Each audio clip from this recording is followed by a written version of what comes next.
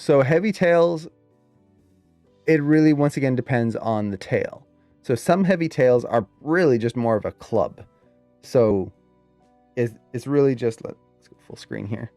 The tail, there's very little motion in it, and it's just swinging through, and there's just this kind of little bit of a flexing in the tail. You'll see this, like, for example, on a T-Rex style creature. A T-Rex tail is not made for whipping and hitting things. It's made for balance. It's essentially there as a counterbalance for the body. So let's come through here. So you've got a T-Rex, and okay, there we go. You've got the hips here. We're going to do a terrible little T-Rex here. Feet right there. And because the body of a T-Rex, at least thanks to modern paleontology, we know that the body of the T-Rex kind of leans forward here. Forward there, little arm. Oops, wrong way. This way. And then you get that large T-Rex head right there. I have a very skinny T-Rex. A little malnourished there. Let's get the eyes in there. Yeah. Teeth. Body would be rounder here. There we go. Because the body is leaning forward, the tail is essentially acting as a counterweight to balance the creature out. It's going out this way so that our balance, which is right here, is evenly distributed from front to back. That's all it is. It's not there to whip around and move. It's just there to balance the creature. Now, this is very different compared to something like a sauropod. So, for anyone who doesn't know, a sauropod is a... My pen doesn't want to work now. Oh, it's just drawing in white. That'll do it. A sauropod is long-necked dinosaurs. So, a brachiosaur or a supersaur or something like that. So, you've got these dinosaurs here. Well, these ones have 4 feet on the ground, and it would be this way. Like this. They don't really need the tail for balance because their weight is distributed between all 4 feet. It's like an elephant.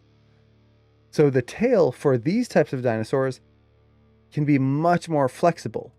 For these types of dinosaurs, their tails were basically used as a whip to attack their enemies.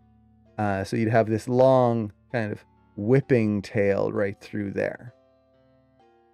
This would be much more organic and have a flow to it. So a lot of this is understanding what is the tail used for. Now you'd have something like an ankylosaurus, where, and once again, for some reason it keeps drawing in white. So this is the armor-plated dinosaur, where I think the head was like down here. Legs much shorter. And the tail here ended with a big club at the end. Spiky club on some of them. And they had this kind of like shell on them. Yeah. Angry dinosaurs. Yeah. So I don't know why they're all angry. Well, they did get extinct, so maybe that's it. Yeah, exactly. Land Before Time vibes. There we go. So this tail, it's going to be kind of a mix between. It's made to hit things. It's not going to be stiff. It's not made for balance. They don't need to balance. Once again, quadruped. But it's got a big weight at the end. So if it's super whippy and long here, that means if there was a weight there, that weight is going to be hard to drag through on a very whippy object. So it's going to be somewhere in the middle. So part of it is going to be understanding what type of creature is this? What are they using their tail for? That's going to give you somewhere to start. Now, once you know that, okay, now I know what my creature is using the tail for, you build your overlap based on that. And essentially, it's the same thing we were talking about before, is that line weight. Thinking, how is the tail going to swing? Do they swing it from the tip? Do they swing it from the base? How are they moving the tail? If they're doing a big, powerful strike, they're going to be using their hips for the strike. So their hips are going to be the thing that moves first, then the base of the tail, and it's going to whip through from that moment.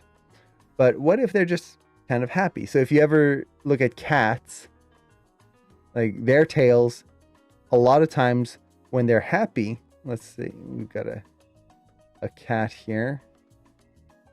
This is the I can barely draw, let's draw a bunch of animals stream now. So cat, the only way I can draw a cat is by adding ears, and we're just going to add whiskers, a little nose. And the cat is angry because there's dinosaurs here. He doesn't like dinosaurs. Or wait, even better, saber-toothed cat. Long teeth. There we go. Now they can all be extinct together. That's just sad.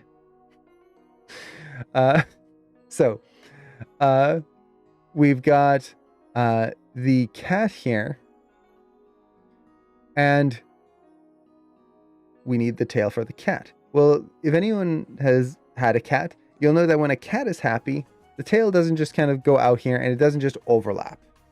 It sticks up in the air. It just kind of goes whoop, like this.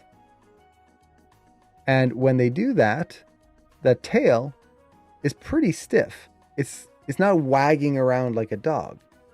Depending on the cat, a lot of times it's just going to be the tip of the tail that kind of waggles back and forth. It just kind of doot, doot, doot. So it's just like this section here that will kind of move, that little tip.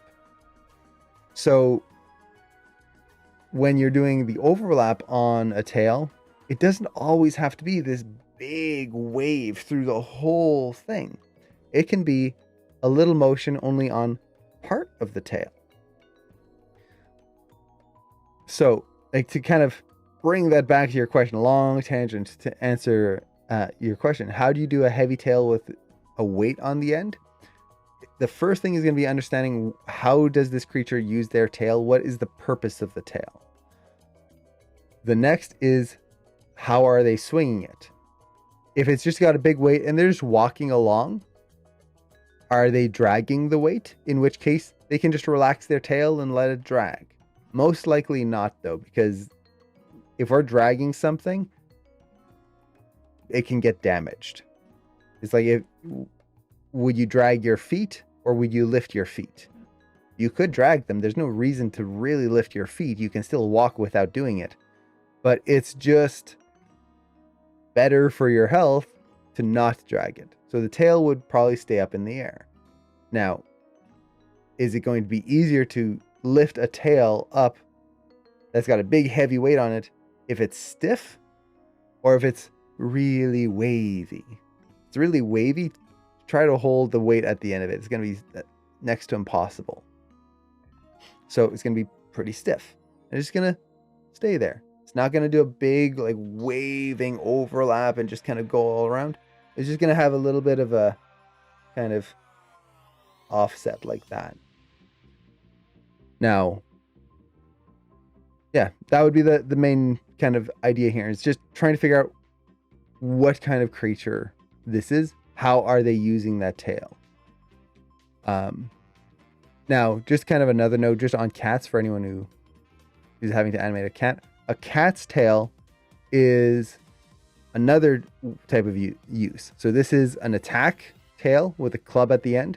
This is balance, or counterweight, I should say. And then we have like these long sauropod type tails, which is kind of a attack tail. You see this with like Komodo dragons. Now, let's say you take an alligator or crocodile. Those are rudders. They use the tail to help propel them in the water. So it's not going to be a lot of up and down overlap. It's going to be side to side. They're using it to propel them through the water. A cat is basically a balance aspect. So when they are moving, their tail is not there to attack or do anything or else. It's not even to counterbalance them. It is to act as I guess you could say a rudder in midair, or like a balance beam. So if you think of someone like on a tightrope and they've got that balance bar to hold, and like they're using it to keep themselves up on a tightrope, that's what the cat's tail is doing. As they move and as they jump through the air, that tail is always balancing out their body so that they can land on their feet, so that they can control themselves at all times. Like, a cheetah tail. If you watch a cheetah's tail when they're running, it's not just waving behind them or like dragging behind them because they're moving so fast. It's constantly like up and it's steering them essentially. And this is very important because it'll change how that overlap happens. For example, when a cat jumps through the air, and you see this with certain monkeys as well. So our cat here is now going to, jump. Toe beans. Back leg. I'm terrible at drawing back legs during a jump. I always forget which angle things go to. Back there, there. Okay, cat is jumping. The tail is not going to do this for most cat jumps. Some will do it if it's a small jump.